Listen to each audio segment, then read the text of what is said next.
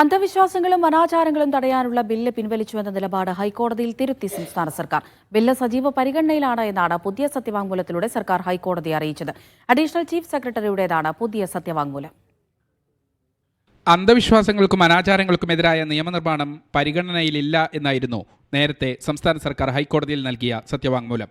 എന്നാൽ ഹൈക്കോടതി നിർദ്ദേശത്തെ തുടർന്ന് നൽകിയ പുതിയ സത്യവാങ്മൂലത്തിലാണ് സർക്കാരിന്റെ നിലപാട് മാറ്റം.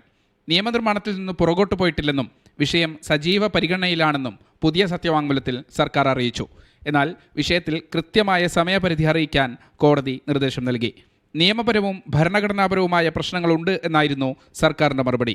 ഇക്കാര്യം കൂടി വ്യക്തമാക്കി അധിക സത്യവാങ്മൂലം നൽകാൻ ഡിവിഷൻ ബെഞ്ച് നിർദ്ദേശം നൽകി.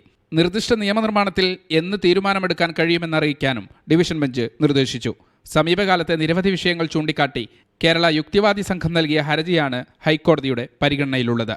മീഡിയ 1 കൊച്ചി.